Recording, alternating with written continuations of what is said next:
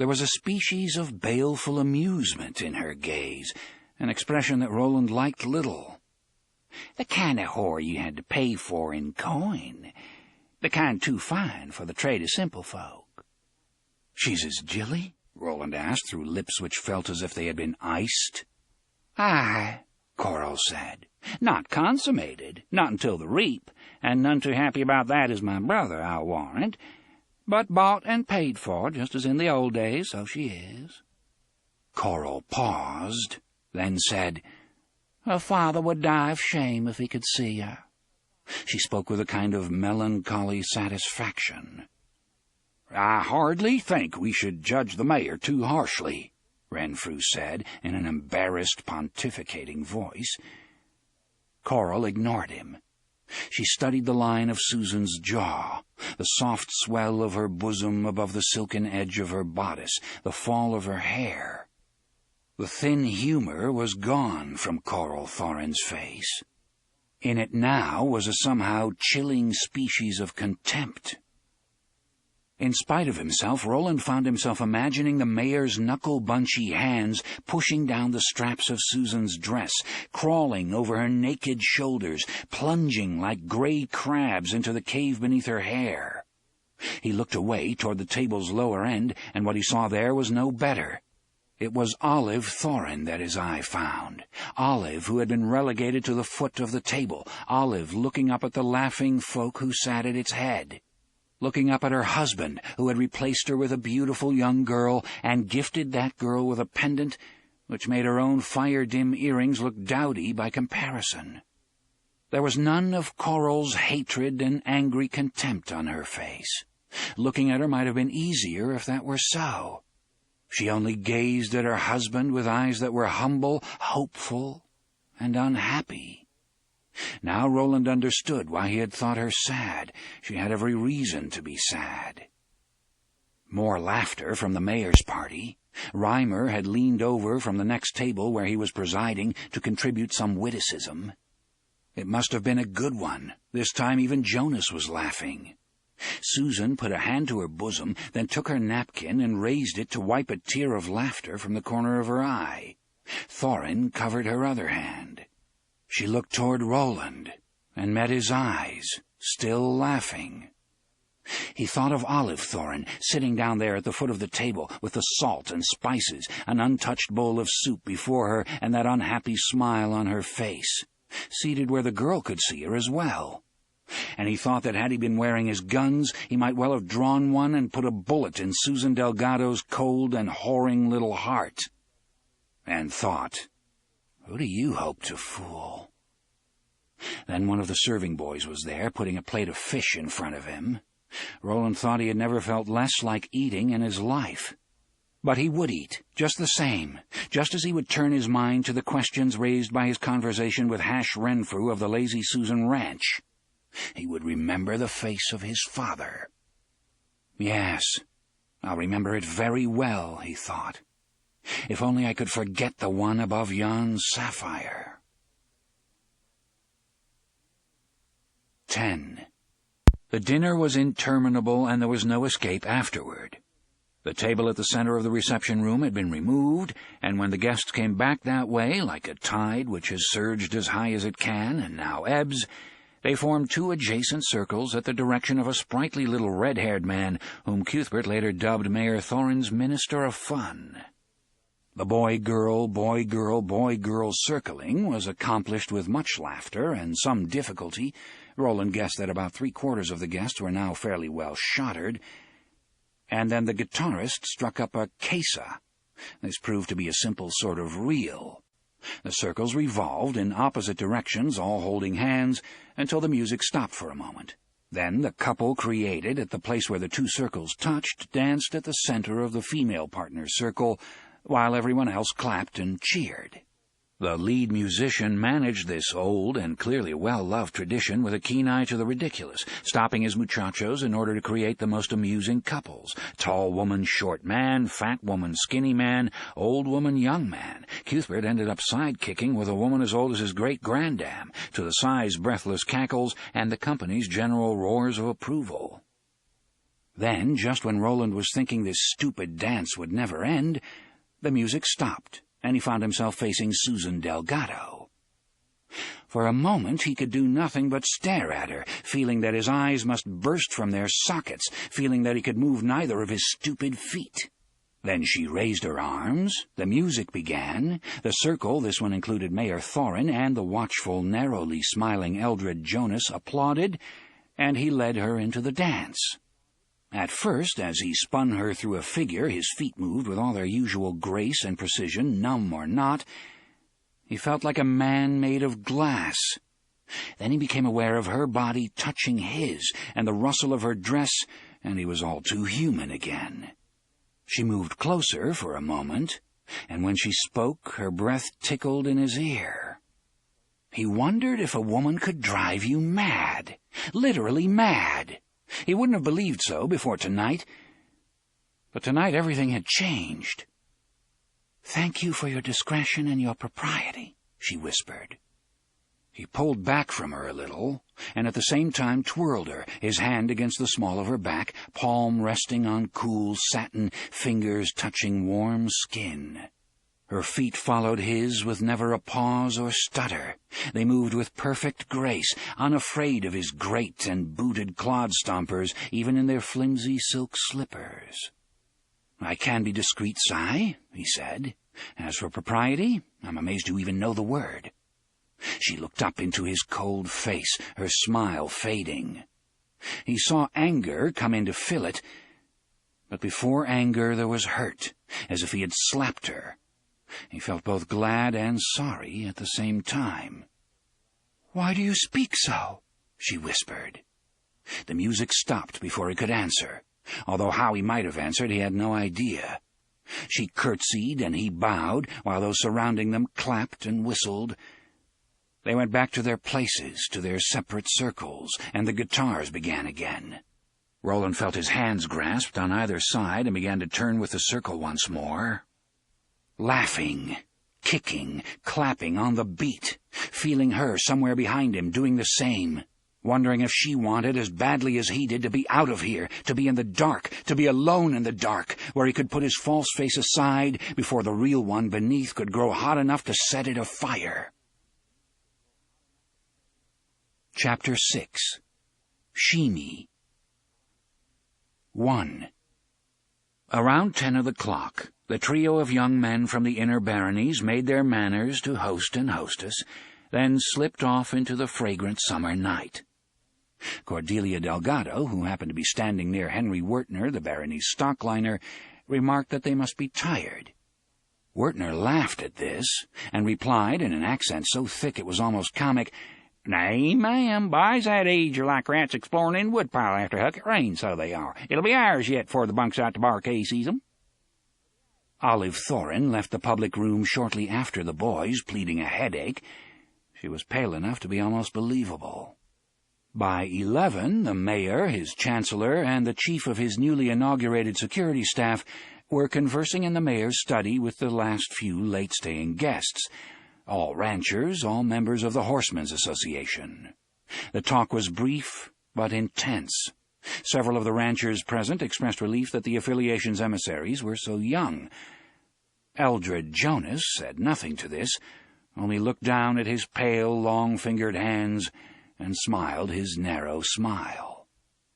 By midnight, Susan was at home and undressing for bed. She didn't have the sapphire to worry about, at least. That was a barony jewel and had been tucked back into the strong-box at Mayor's house before she left, despite what Mr. Ain't-We-Fine Will Dearborn might think about it and her. Mayor Thorin, she couldn't bring herself to call him Hart, although he had asked her to do so, not even to herself could she do it, had taken it back from her himself. In the hallway, just off from the reception room that had been, by the tapestry showing Arthur Eld carrying his sword out of the pyramid in which it had been entombed. And he, Thorin, not the Eld, had taken the opportunity to kiss her mouth and have a quick fumble at her breasts, a part of her that had felt much too naked during that entire interminable evening. "I burn for reaping," he had whispered melodramatically in her ear. His breath had been redolent of brandy. Each day of this summer seems an age."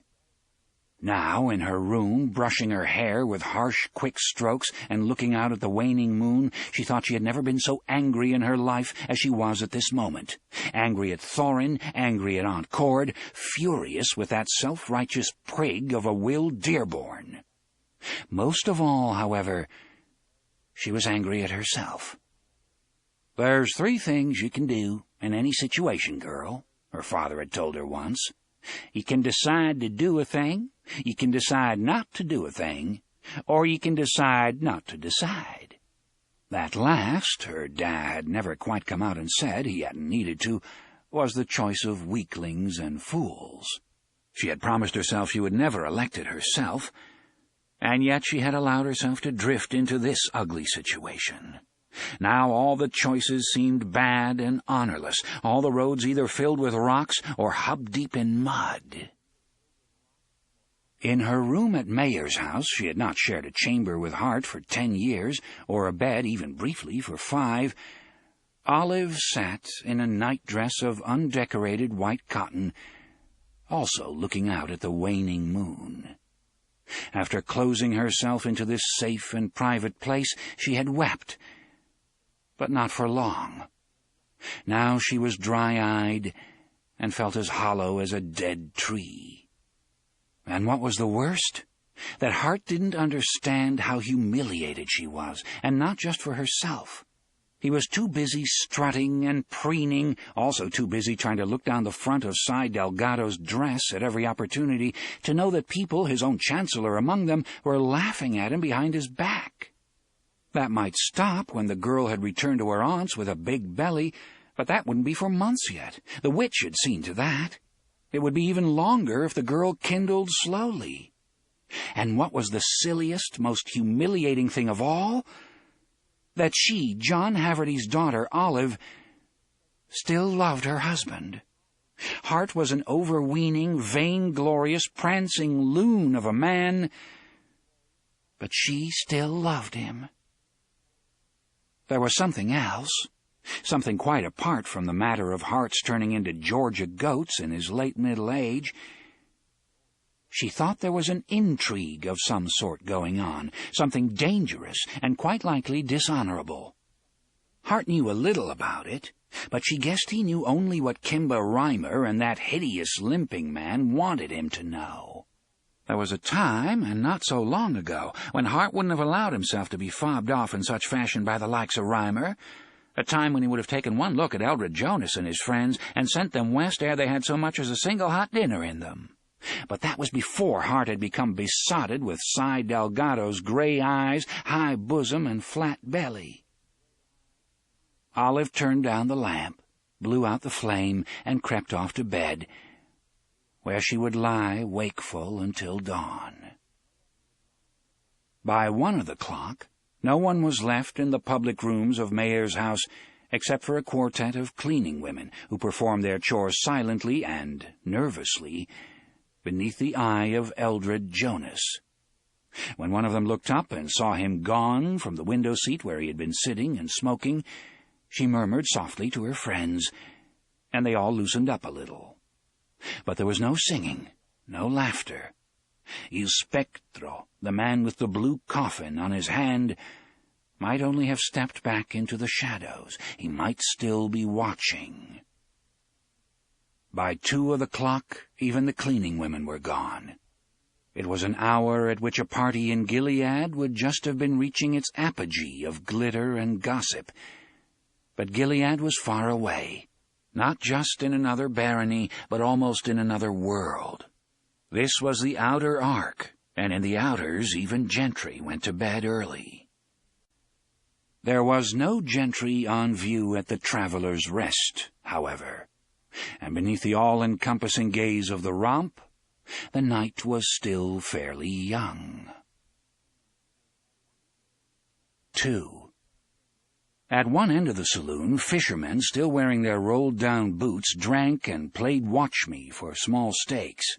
To their right was a poker table. To their left, a knot of yelling, exhorting men, cowpokes mostly, stood along Satan's alley, watching the dice bounce down the velvet incline. At the room's other end, Sheb McCurdy was pounding out jagged boogie, right hand flying, left hand pumping, the sweat pouring down his neck and pale cheeks.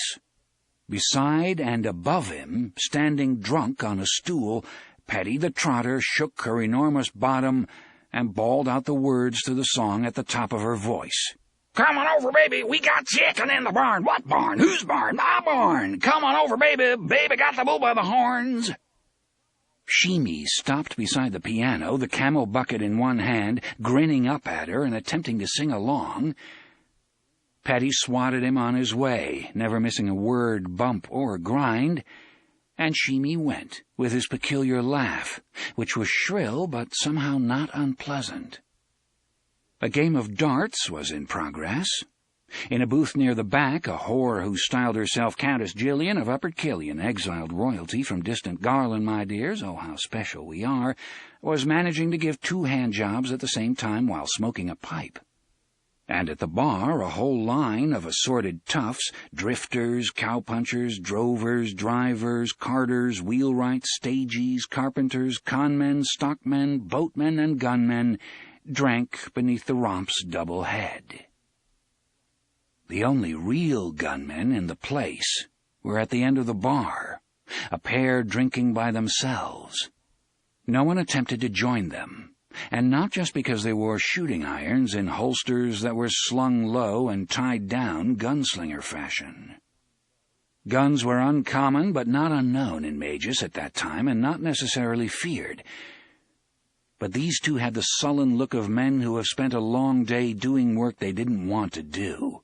The look of men who would pick a fight on no account at all and be glad to end their day by sending some new widow's husband home in a hurry-up wagon. Stanley the bartender served them whiskey after whiskey with no attempt to make conversation. Not so much as a hot day, gents, wasn't it? They reeked of sweat, and their hands were pitchy with pine gum. Not enough to keep Stanley from being able to see the blue coffin shapes tattooed on them, though. Their friend, the old limping buzzard with the girl's hair and the gimp leg, wasn't here, at least. In Stanley's view, Jonas was easily the worst of the big coffin hunters, but these two were bad enough, and he had no intention of getting a slant of them if he could help it. With luck, no one would. They looked tired enough to call it a night early. Reynolds and DePape were tired, all right. They had spent the day out at Citgo, camouflaging a line of empty steel tankers with nonsense words, Texaco, Citgo, Sunoco, Exxon printed on their sides. 1 billion pine boughs they'd hauled and stacked, it seemed. But they had no consequent plans to finish their drinking early. DePape might have done so if her nibs had been available, but that young beauty, actual name Gert Moggins, had a ranch job, and wouldn't be back until 2 nights hence. "And it'll be a week if there's hard cash on offer," DePape said morosely. He pushed his spectacles up on his nose. "Fuck her," Reynolds said. "That's just what I'd do if I could, but I can't." "I'm going to get me a plate of that free lunch," Reynolds said, pointing down to the other end of the bar, where a tin bucket of steamed clams had just come out of the kitchen. "You want some? Them look like hocks of snot and go down the same way. Bring me a strip of beef jerky." "All right, partner." Reynolds went off down the bar. People gave him wide passage, gave even his silk-lined cloak wide passage. DePape, more morose than ever now that he had thought of her nibs gobbling cowboy spare ribs out there at the piano ranch, downed his drink, winced at the stench of pine gum on his hand, then held his glass out in Stanley Ruiz's direction.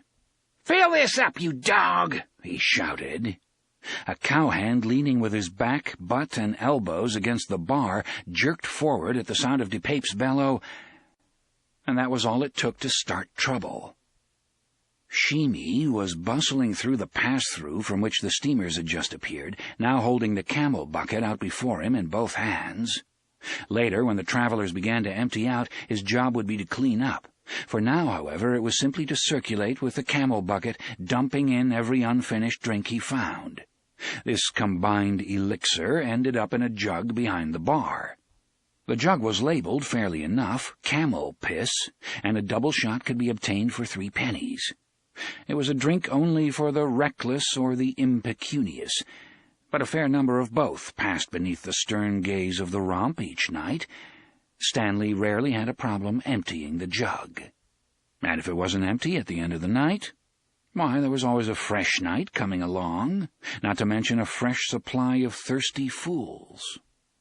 But on this occasion, Sheemy never made it to the camel piss jug behind the end of the bar. He tripped over the boot of the cowboy who had jerked forward and went to his knees with a grunt of surprise. The contents of the bucket sloshed out ahead of him, and following Satan's first law of malignity, to wit, if the worst can happen, it usually will, they drenched Roy DePape from the knees down in an eye-watering mixture of beer, graff, and white lightning. Conversation at the bar stopped, and that stopped the talk of the men gathered around the dice chute. Sheb turned, saw Sheemy kneeling before one of Jonas's men, and stopped playing. Patty, her eyes squeezed shut as she poured her entire soul into her singing, continued on a cappella for 3 or 4 bars before registering the silence, which was spreading out like a ripple. She stopped singing and opened her eyes. That sort of silence usually meant that someone was going to be killed. If so, she didn't intend to miss it. DePape stood perfectly still, inhaling the raw stench of alcohol as it rose. He didn't mind the smell.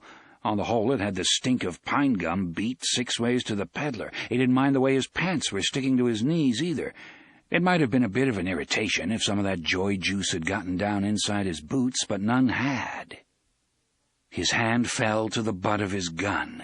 Here, by God and by Goddess, was something to take his mind off his sticky hands and absent whore. And good entertainment was ever worth a little wetting.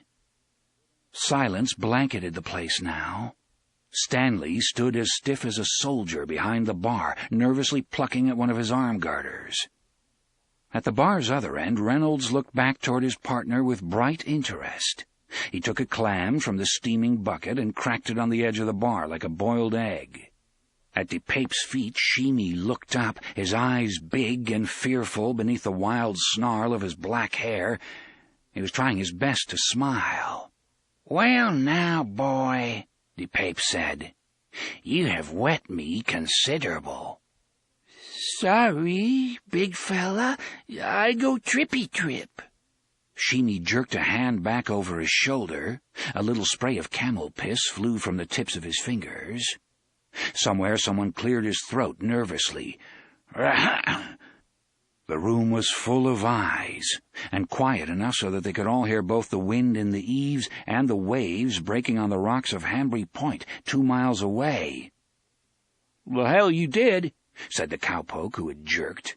He was about 20 and suddenly afraid he might never see his mother again. "Don't you go trying to put your trouble off on me, you damned phoebe." "I don't care how it happened," DePape said. He was aware he was playing for an audience, and knew what an audience mostly wants is to be entertained. Cy R.B. DePape, always a trooper, intended to oblige. He pinched the corduroy of his pants above the knees and pulled the legs up, revealing the toes of his boots. They were shiny and wet. "See there! Look what you got on my boots!" Sheemy looked up at him, grinning and terrified. Stanley Ruiz decided he couldn't let this happen without at least trying to stop it. He had known Dolores Sheemer, the boy's mother. There was even a possibility that he himself was the boy's father. In any case, he liked Sheemy. The boy was foolish, but his heart was good. He never took a drink, and he always did his work. Also, he could find a smile for you, even on the coldest, foggiest winter's day. That was a talent many people of normal intelligence did not have. "Cy DePape," he said, taking a step forward and speaking in a low, respectful tone. "I'm very sorry about that. I'll be happy to buy your drinks for the rest of the evening if we can just forget this regrettable DePape's movement was a blur almost too fast to see." But that wasn't what amazed the people who were in the rest that night. They would have expected a man running with Jonas to be fast. What amazed them was the fact that he never looked around to set his target. He located Stanley by his voice alone. DePape drew his gun and swept it to the right in a rising arc. It struck Stanley Ruiz dead in the mouth, mashing his lips and shattering 3 of his teeth. Blood splashed the back bar mirror. Several high-flying drops decorated the tip of the romp's left-hand nose. Stanley screamed, clapped his hands to his face, and staggered back against the shelf behind him. In the silence, the chattery clink of the bottles was very loud. Down the bar, Reynolds cracked another clam and watched, fascinated. Good as a play, it was. DePape turned his attention back to the kneeling boy. "Clean my boots," he said. A look of muddled relief came onto Shimi's face. Clean his boots, yes, you bet, right away. He pulled the rag he always kept in his back pocket. It wasn't even dirty yet. Not very, at least.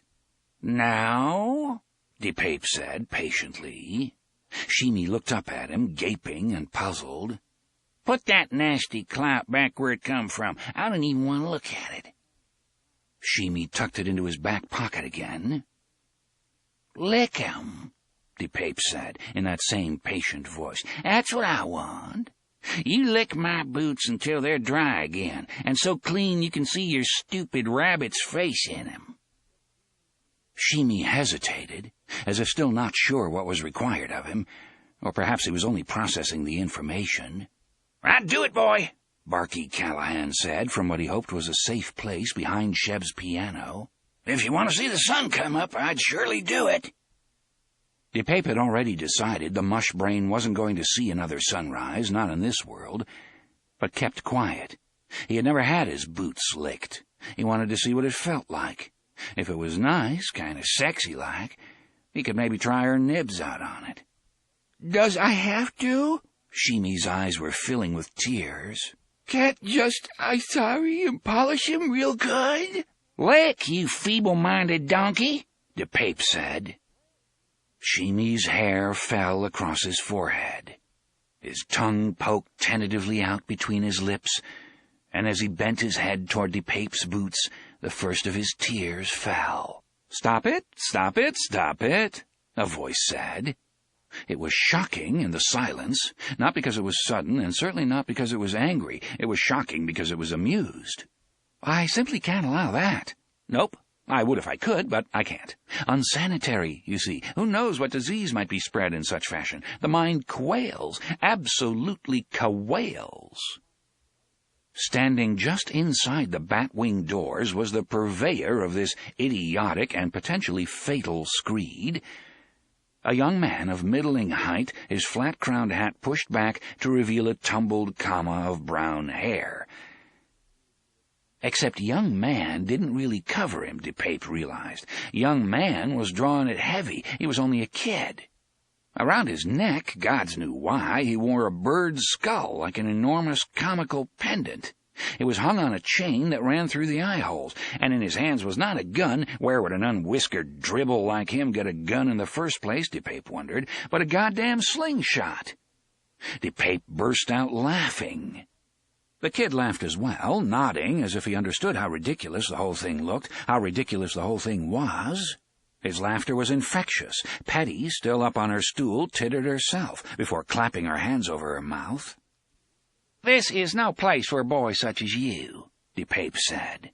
His revolver, an old 5-shooter, was still out. It lay in his fist on the bar, with Stanley Ruiz's blood dripping off the gun sight. DePape, without raising it from the ironwood, waggled it slightly. "Boys who come to places like this learn bad habits, kid.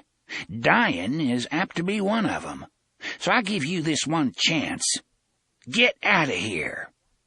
"Thank you, sir. I appreciate my one chance," the boy said.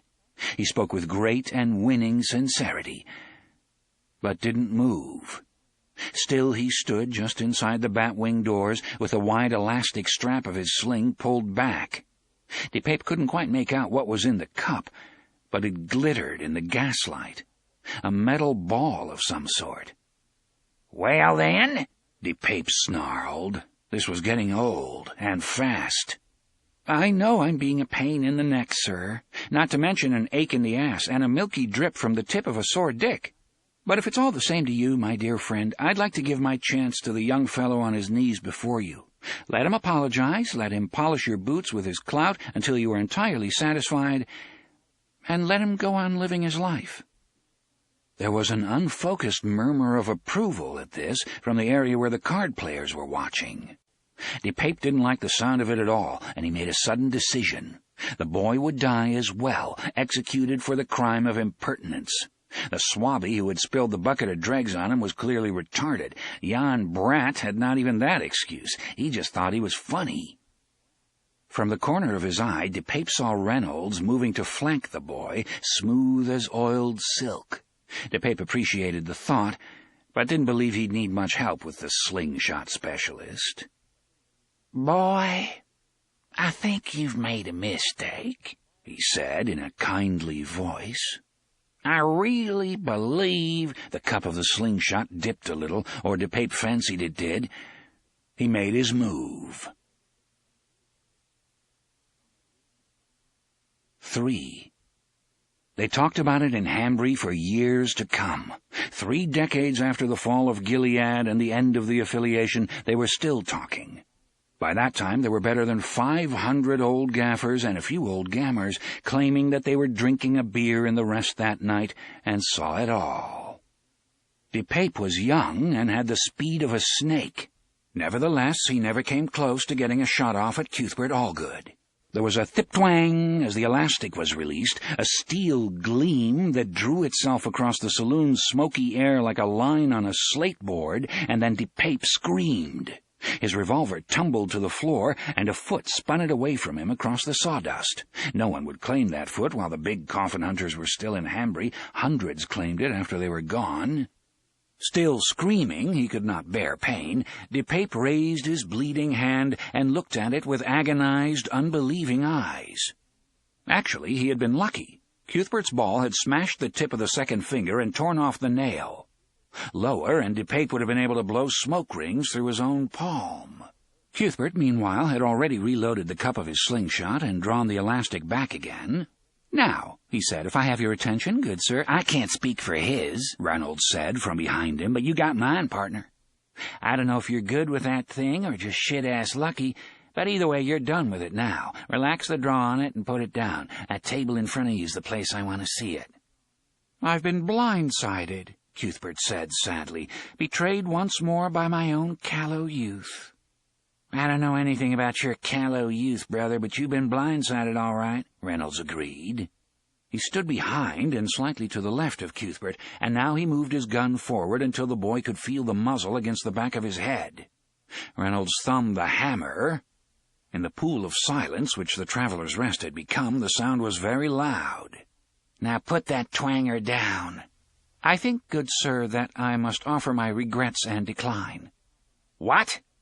"You see, I've got my trusty sling aimed at your pleasant friend's head," Cuthbert began, and when DePape shifted uneasily against the bar, Cuthbert's voice rose in a whip crack that did not sound callow in the least. "Stand still! Move again and you're a dead man!" DePape subsided, holding his bloody hand against his pine tacky shirt. For the first time he looked frightened, and for the first time that night, for the first time since hooking up with Jonas, in fact, Reynolds felt mastery of a situation on the verge of slipping away.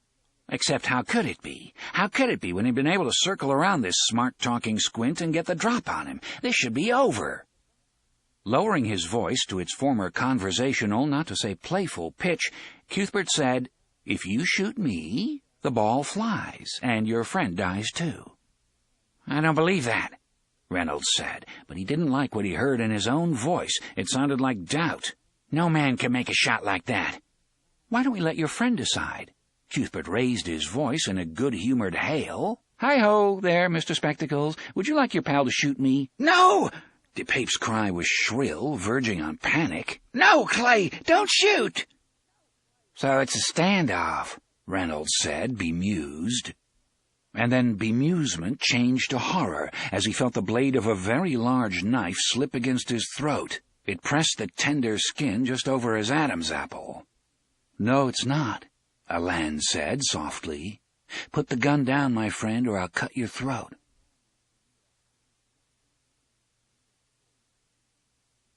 "4. Standing outside the bat-wing doors, having arrived by simple good fortune in time for this Pinch and Jilly show, Jonas watched with amazement, contempt, and something close to horror.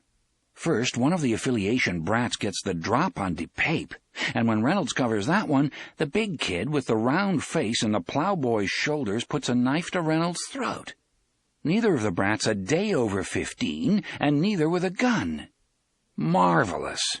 He would have thought it better than a traveling circus, if not for the problems that would follow if this were not put right.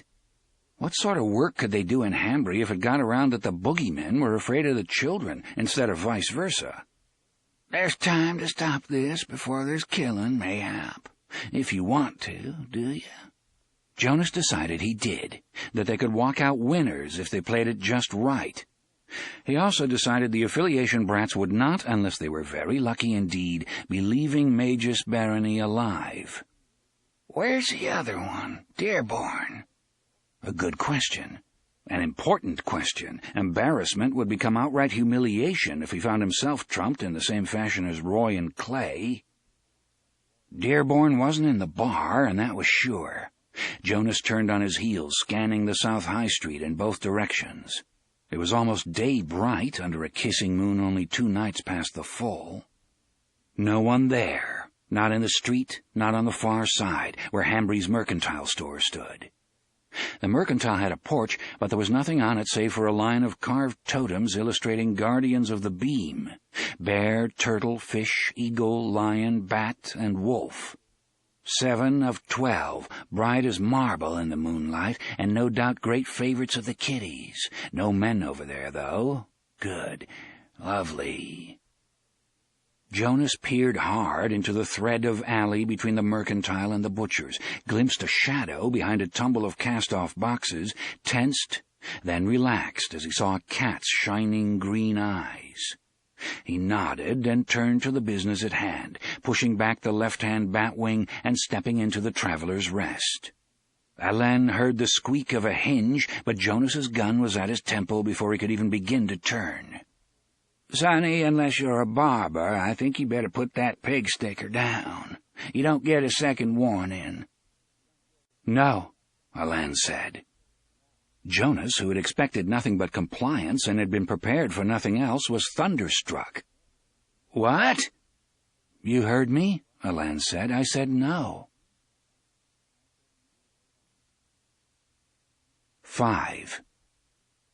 After making their manners and excusing themselves from seafront, Roland had left his friends to their own amusements. They would finish up at the Traveler's Rest, he supposed, but wouldn't stay long or get into much trouble when they had no money for cards and could drink nothing more exciting than cold tea.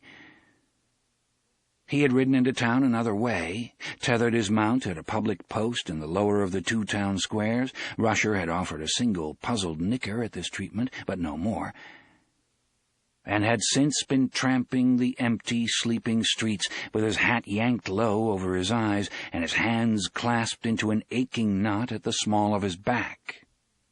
His mind was full of questions. Things were wrong here, very wrong. At first he'd thought that was just his imagination, the childish part of him finding make-believe troubles and storybook intrigue because he had been removed from the heart of the real action.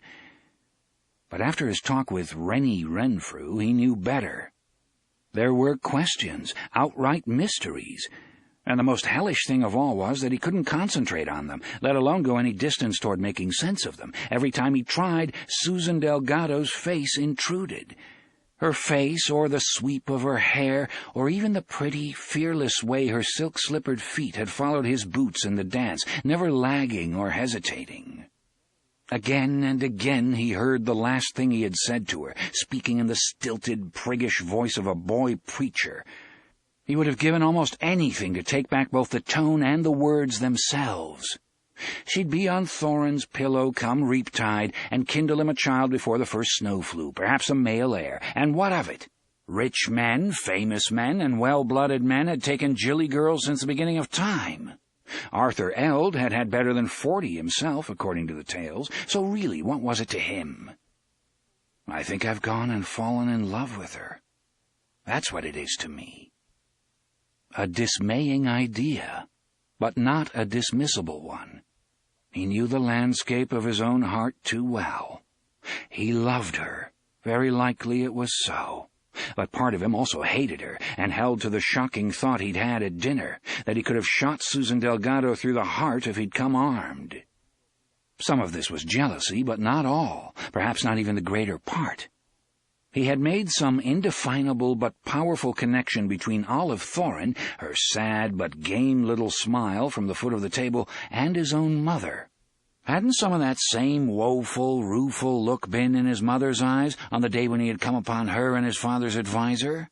Martin in an open-throated shirt, Gabrielle Deschênes in a sack that had slipped off one shoulder, the whole room reeking of what they had been up to that hot morning. His mind, tough as it already was, shrank from the image, horrified.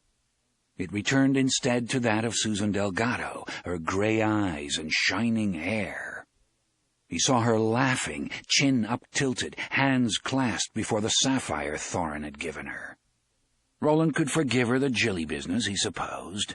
What he could not forgive, in spite of his attraction to Susan, was that awful smile on Olive Thoren's face as she watched the girl sitting in what should have been her place, sitting in her place and laughing. These were the things that chased through his head as he paced off acres of moonlight. He had no business with such thoughts. Susan Delgado was not the reason he was here, nor was the ridiculous knuckle-cracking mayor and his pitiable country Mary of a wife. Yet he couldn't put them away and get to what was his business. He had forgotten the face of his father, and walked in the moonlight, hoping to find it again. In such fashion he came along the sleeping, silver-gilded High Street, walking north to south, thinking vaguely that he would perhaps stand Cuthbert and lend to a taste of something wet, and toss the dice down Satan's Alley a time or two before going back to get Russia and call it a night. And so it was that he happened to spy Jonas, the man's gaunt figure and fall of long white hair were impossible to mistake, standing outside the bat wings of the Traveller's Rest and peering in. Jonas did this with one hand on the butt of his gun and a tense set of body that put everything else from Roland's mind at once. Something was going on, and if Bert and Helene were in there, it might involve them. They were the strangers in town, after all, and it was possible, even likely, that not everyone in Hanbury loved the affiliation with the fervor that had been professed at tonight's dinner. Or perhaps it was Jonas's friends who were in trouble. Something was brewing in any case. With no clear thought as to why he was doing it, Roland went softly up the steps to the Mercantile's porch. There was a line of carved animals there, and probably spiked firmly to the boards, so that drunken wags from the saloon across the street couldn't carry them away, chanting the nursery rhymes of their childhood as they went. Roland stepped behind the last one in line, it was the bear, and bent his knees so that the crown of his hat wouldn't show. Then he went as still as the carving. He could see Jonas turn, look across the street, then look to his left, peering at something. Very low, a sound. Wow, wow. It's a cat in the alley. Jonas looked a moment longer, then stepped into the rest. Roland was out from behind the carved bear, down the steps and into the street at once. He hadn't Helene's gift of the touch, but he had intuitions that were sometimes very strong. This one was telling him he must hurry. Overhead, the kissing moon drifted behind a cloud. 6. Petty the trotter still stood on her stool, but she no longer felt drunk, and singing was the last thing on her mind. She could hardly believe what she was seeing. Jonas had the drop on a boy who had the drop on Reynolds, who had the drop on another boy, this last one wearing a bird's skull around his neck on a chain, who had the drop on Roy DePape, who had, in fact, drawn some of Roy DePape's blood. And when Jonas had told the big boy to put down the knife he was holding to Reynolds' throat, the big boy had refused. "You can blow my lights out and send me to the clearing at the end of the path," thought Petty, "for now I've seen it all, so I have." She supposed she should get off the stool. There was apt to be shooting any second now, and likely a great lot of it. But sometimes you just had to take your chances, because some things were just too good to miss. 7. "We're in this town on affiliation business," Alain said. He had one hand buried deep in Reynolds's sweaty hair, the other maintained a steady pressure on the knife at Reynolds's throat, not quite enough to break the skin. "If you harm us, the affiliation will take note. So will our fathers. You'll be hunted like dogs and hung upside down like as not when you're caught." "Sonny, there's not an affiliation patrol within 200 wheels of here, probably 300, Jonas said, "and I wouldn't care a fart in a windstorm if there was one just over yon hill. Nor do your fathers mean a squitter to me. Put that knife down or I'll blow your fucking brains out." "No. Future developments in this matter should be quite wonderful," Cuthbert said cheerily, although there was now a beat of nerves under his prattle. Not fear, perhaps not even nervousness, just nerves. The good kind, more likely than not, Jonas thought sourly. He had underestimated these boys at meat. If nothing else was clear, that was. "You shoot Richard, and Richard cuts Mr. Cloak's throat just as Mr. Cloak shoots me. My poor dying fingers release my sling's elastic and put a steel ball in what passes for Mr. Spectacle's brain. You'll walk away at least, and I suppose that'll be a great comfort to your dead friends." "Call it a draw," Alain said to the man with the gun at his temple. "We all stand back and walk away." "No, Sonny," Jonas said. His voice was patient, and he didn't think his anger showed, but it was rising. Gods, to be outfaced like this, even temporarily. "No one does like that to the big coffin hunters. This is your last chance to—" Something hard and cold and very much to the point pressed against the back of Jonas's shirt, dead center between the shoulder blades. He knew what it was, and who held it at once, understood the game was lost, but couldn't understand how such a ludicrous, maddening turn of events could have happened. "Holster the gun," the voice behind the sharp tip of metal said. It was empty somehow, not just calm, but emotionless. "Do it now, or this goes in your heart. No more talk. Talking's done. Do it or die." Jonas heard two things in that voice, youth and truth. He holstered his gun. "You with the black hair, take your gun out of my friend's ear and put it back in your holster. Now." Clay Reynolds didn't have to be invited twice, and he uttered a long, shaky sigh when Alain took the blade off his throat and stood back. Cuthbert did not look around, only stood with the elastic of his slingshot pulled and his elbow cocked. "You at the bar?" Roland said. "Holster up." DePape did so, grimacing with pain as he bumped his hurt finger against his gun belt. Only when this gun was put away did Cuthbert relax his hold on his sling and drop the ball from the cup into the palm of his hand. The cause of all this had been forgotten as the effects played themselves out. Now Sheemy got to his feet and pelted across the room. His cheeks were wet with tears. He grasped one of Cuthbert's hands, kissed it several times, loud smacking noises that would have been comic under other circumstances, and held the hand to his cheek for a moment. Then he dodged past Reynolds, pushed open the right-hand bat wing, and flew right into the arms of a sleepy-eyed and still half-drunk sheriff. Avery had been fetched by Sheb from the jailhouse, where the sheriff of Barony had been sleeping off the mayor's ceremonial dinner in one of his own cells. 8. "This is a nice mess, isn't it?" Avery speaking, no one answering. He hadn't expected they would, not if they knew what was good for them. The office area of the jail was too small to hold 3 men, 3 strapping not-quite men, and 1 extra-large sheriff comfortably, so Avery had herded them into the nearby town gathering hall, which echoed to the soft flutter of the pigeons in the rafters and the steady beat, beat, beat of the grandfather clock behind the podium. It was a plain room, but an inspired choice all the same.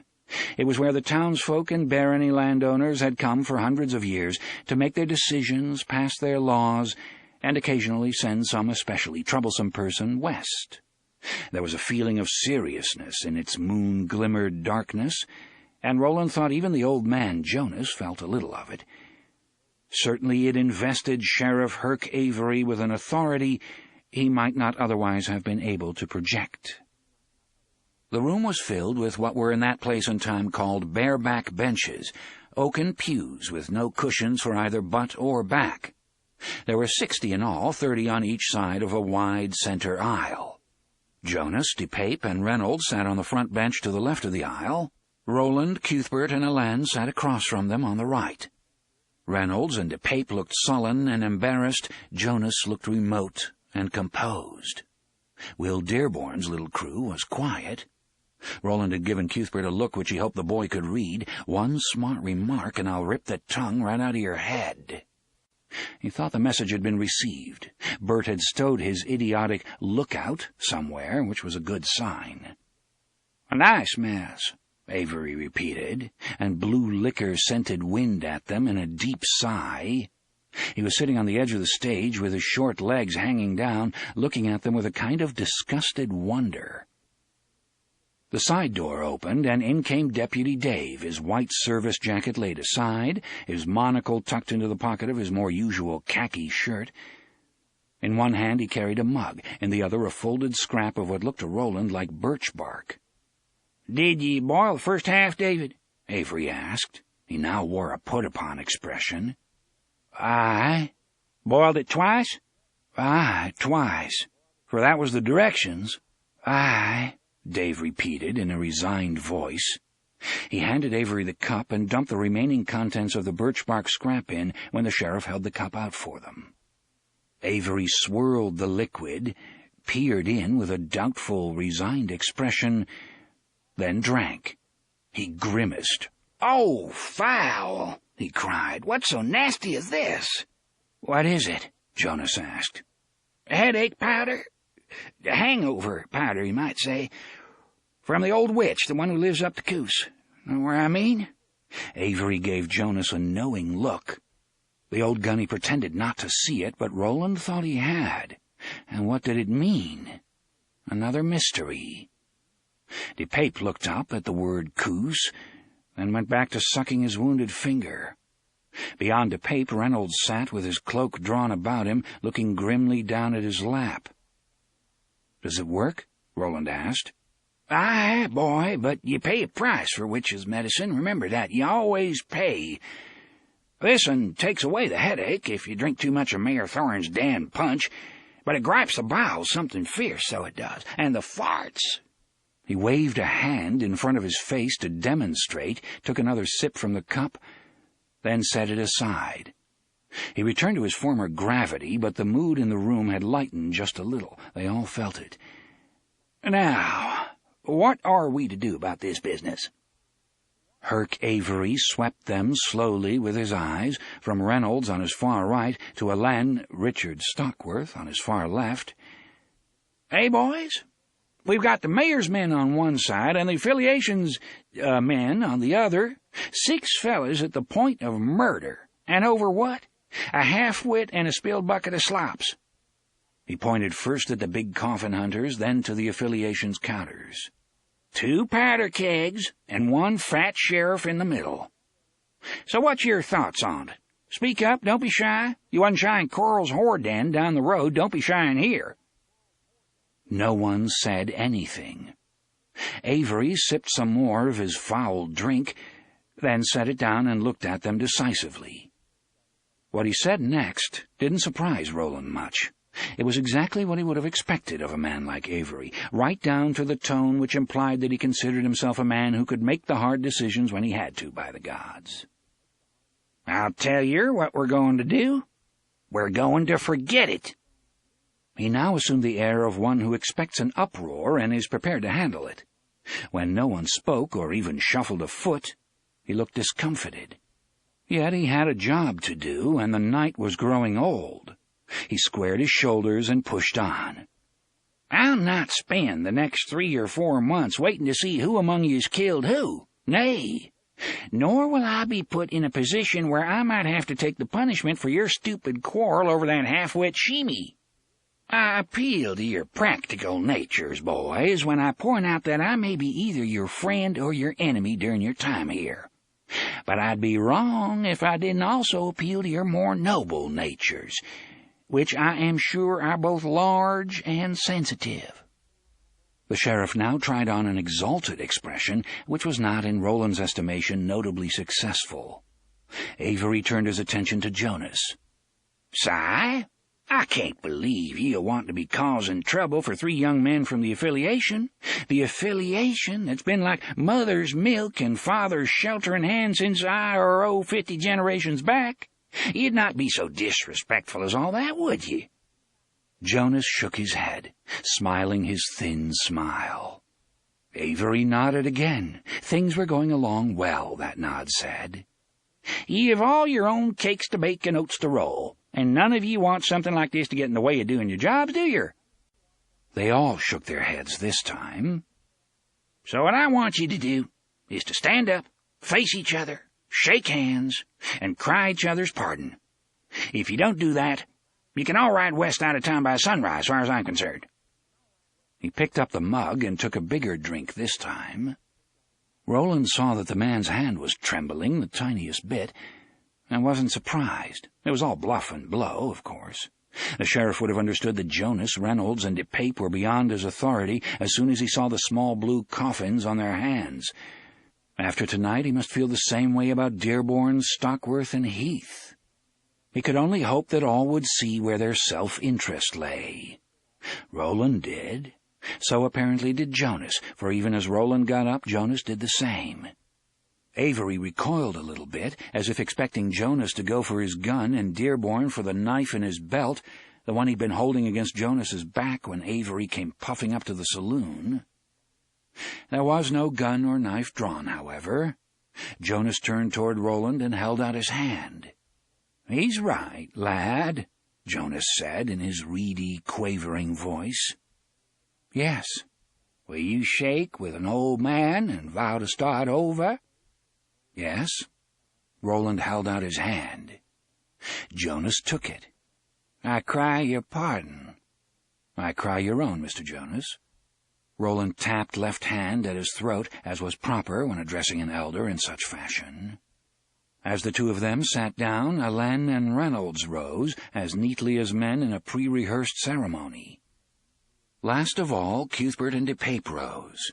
Roland was all but positive that Cuthbert's foolishness would pop out like Jack from his box. The idiot would simply not be able to help himself, although he must surely realize that DePape was no man to make sport of tonight. "Cry your pardon," Bert said, with an admirable lack of laughter in his voice. "Cry your own," DePape mumbled, and held out his blood-streaked hand. Roland had a nightmare vision of Bert squeezing down on it as hard as he could, making the redhead yowl like an owl on a hot stove, but Bert's grip was as restrained as his voice.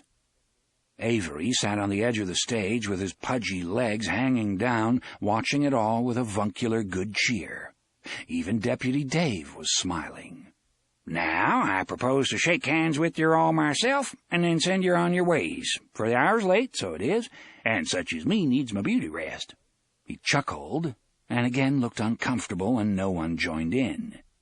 But he slipped off the stage and began to shake hands, doing so with the enthusiasm of a minister who has finally succeeded in marrying a headstrong couple after a long and stormy courtship. 9. When they stepped outside, the moon was down, and the first lightning in the sky had begun to show at the far edge of the clean sea.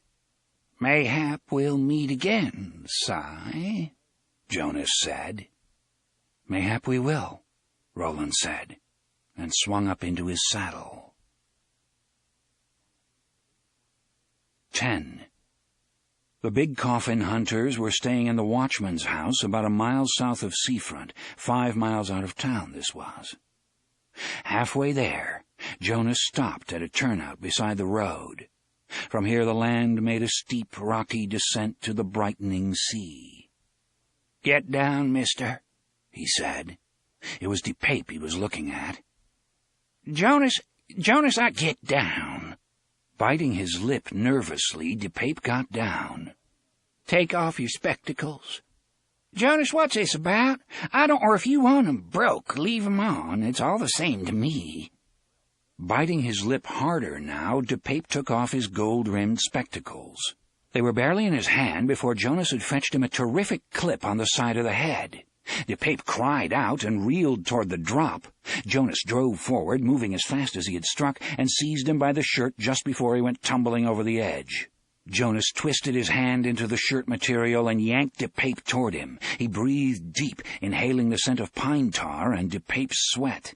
"I ought to toss you right over the edge," he breathed. "Do you know how much harm you've done?" Jonas, I never meant. Just a little fun is all. How are we supposed to know they—" Slowly Jonas's hand relaxed. That last bit of babble had gone home. How was they supposed to know? That was ungrammatical, but right. And if not for tonight, they might not have known. If you looked at it that way, DePape had actually done them a favor. The devil you knew was always preferable to the devil you didn't. Still, word would get around, and people would laugh. Maybe even that was all right, though. The laughter would stop in due time. "Jonas, I cry your pardon." "Shut up," Jonas said. In the east, the sun would shortly heave itself over the horizon, casting its first gleams on a new day in this world of toil and sorrow. "I ain't going to toss you over, because then I'd have to toss Clay over and follow along myself. They got the drop on us the same as you, right?"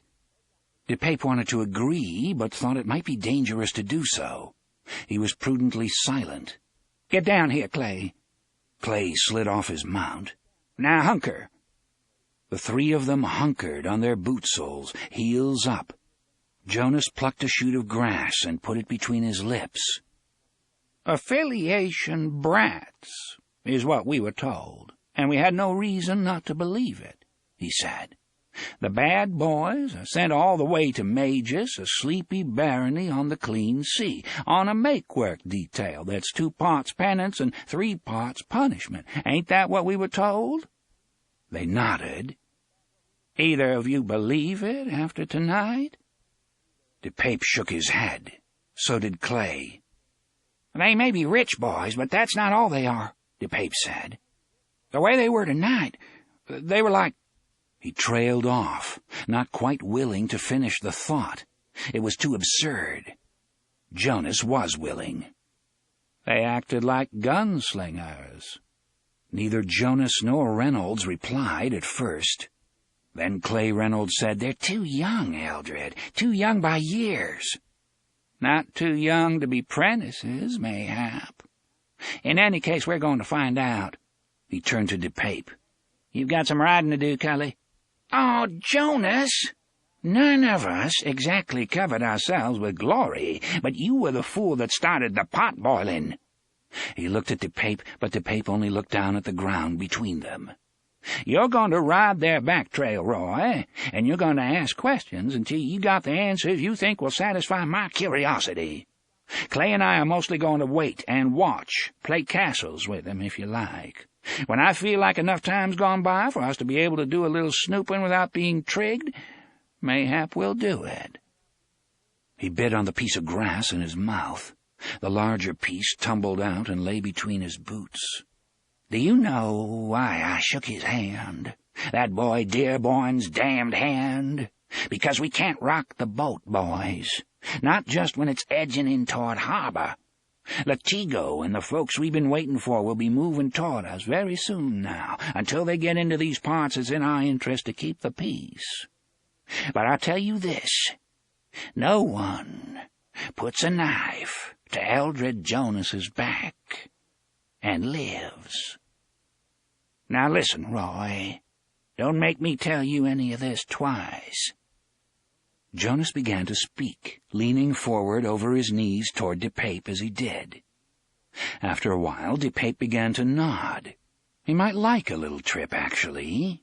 After the recent comedy and the Traveler's Rest, a change of air might be just the ticket. 11. The boys were almost back to the Barquet, and the sun was coming over the horizon before Cuthbert broke the silence. "Well, that was an amusing and instructive evening, was it not?" Neither Roland nor Ellen replied, So Cuthbert leaned over to the rook's skull, which he had returned to its former place on the horn of his saddle. "What say you, old friend? Did we enjoy our evening? Dinner, a circle dance, and almost killed to top things off. Did you enjoy?" The lookout only stared ahead of Cuthbert's horse with its great dark eyes. "He says he's too tired for talk," Cuthbert said, then yawned. "So am I, actually." He looked at Roland. "I got a good look into Mr. Jonas's eyes after he shook hands with you, Will. He means to kill you." Roland nodded. "They mean to kill all of us," Ellen said. Roland nodded again. "We'll make it hard for them, but they know more about us now than they did at dinner. We'll not get behind them that way again." He stopped, just as Jonas had stopped not 3 miles from where they now were. Only instead of looking directly out over the clean sea, Roland and his friends were looking down the long slope of the drop. A herd of horses was moving from west to east, barely more than shadows in this light. "What do you see, Roland?" Ellen asked, almost timidly. "Trouble," Roland said, "and in our road." Then he gigged his horse and rode on. Before they got back to the Barquet bunkhouse, he was thinking about Susan again. 5 minutes after he dropped his head on his flat burlap pillow, he was dreaming of her. Chapter 7. On the Drop. 1. 3 weeks had passed since the welcoming dinner at Mayer's house and the incident at the Traveller's Rest. There had been no more trouble between Roland's quartet and Jonas's. In the night sky, Kissing Moon had waned, and Peddler's Moon had made its first thin appearance. The days were bright and warm. Even the old-timers admitted it was one of the most beautiful summers in memory. On a mid-morning as beautiful as any that summer, Susan Delgado galloped a 2-year-old Rosillo named Pylon north along the drop.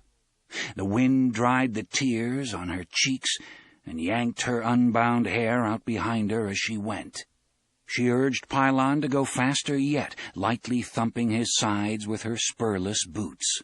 Pylon turned it up a notch at once, ears flattening, tail flagging.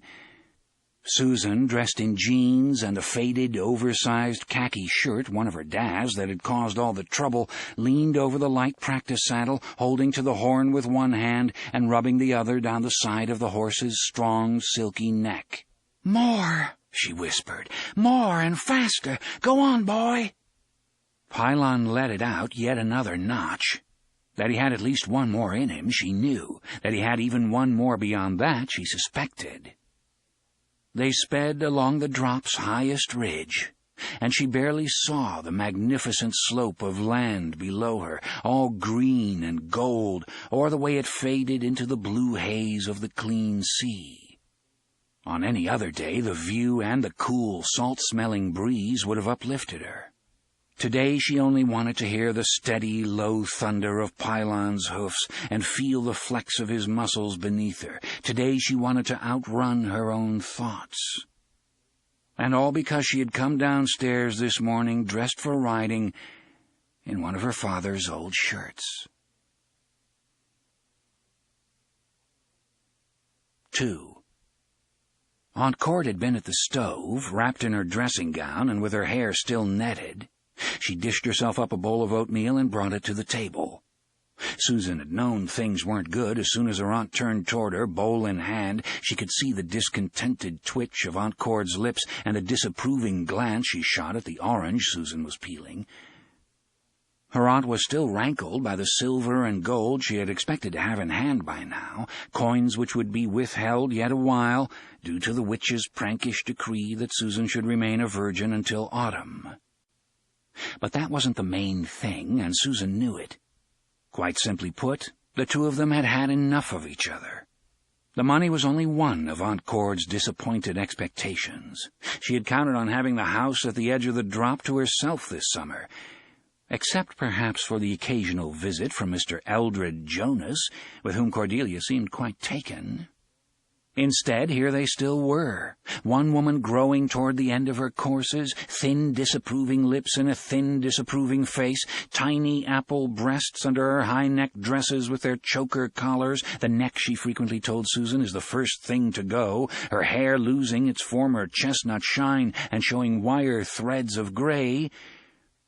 The other, young, intelligent, agile, and rounding toward the peak of her physical beauty. They grated against each other, each word seeming to produce a spark, and that was not surprising. The man who had loved them both enough to make them love each other was gone. "Are you going out on that horse?" Aunt Cord had said, putting her bowl down and sitting in a shaft of early sun. It was a bad location, one she never would have allowed herself to be caught in had Mr. Jonas been in attendance. The strong light made her face look like a carved mask. There was a cold sore growing at one corner of her mouth. She always got them when she was not sleeping well. "Aye," Susan said. "You should eat more'n that, then. 'Twon't keep you till 9 o'clock, girl." "It'll keep me fine," Susan had replied, eating the sections of orange faster. She could see where this was tending, could see the look of dislike and disapproval in her aunt's eyes, and wanted to get away from the table before trouble could begin. "Why not let me get ye a dish of this?" Aunt Cord asked, and plopped her spoon into her oatmeal. To Susan it sounded like a horse's hoof stamping down in mud, or shit, and her stomach clenched. "It'll hold you to lunch if you plan to ride so long. I suppose a fine young lady such as yourself can't be bothered with chores." "They're done. And you know they're done," she did not add. "I did 'em while you were sitting before your glass, poking at that sore on your mouth." Aunt Cord dropped a chunk of creamery butter into her muck. Susan had no idea how the woman stayed so thin, really she didn't, and watched it begin to melt. For a moment it seemed that breakfast might end on a reasonably civilized note after all. Then the shirt business had begun. "Before you go out, Susan, I want you to take off that rag you're wearing and put on one of the new riding blouses Thorin sent you week before last. It's the least you can do to show your—" Anything her aunt might have said past that point would have been lost in anger, even if Susan hadn't interrupted. She passed a hand down the sleeve of her shirt, loving its texture. It was almost velvety from so many washings. "This rag belonged to my father." "Aye, Pat's," Aunt Cord sniffed. "It's too big for you, and worn out, and not proper in any case. When you were young it was mayhap all right to wear a man's button shirt, but now that you have a woman's bust line—" The riding blouses were on hangers in the corner. They had come 4 days ago, and Susan hadn't even deigned to take them up to her room. There were 3 of them, one red, one green, one blue, all silk, all undoubtedly worth a small fortune. She loathed their pretension and the overblown, blushy, frilly look of them. Full sleeves to flutter artistically in the wind, great floppy, foolish collars, and, of course, the low-scooped fronts, which were probably all Thorin would see if she appeared before him dressed in one, as she wouldn't if she could possibly help it. "My woman's bust line, as you call it, is of no interest to me, and can't possibly be of any interest to anyone else when I'm out riding," Susan said. "Perhaps, perhaps not. If one of the barony's drovers should see you, even Rennie, he's out that way all the time, as you well know, it wouldn't hurt for him to mention to Hart that he saw you're wearing one of the camisas that he so kindly gave to you, now would it? Why do you have to be such a stiffkins, girl? Why always so unwilling, so unfair?" "What does it matter to you one way or t'other?" Susan had asked. "You have the money, don't you? And you'll have more yet, after he fucks me.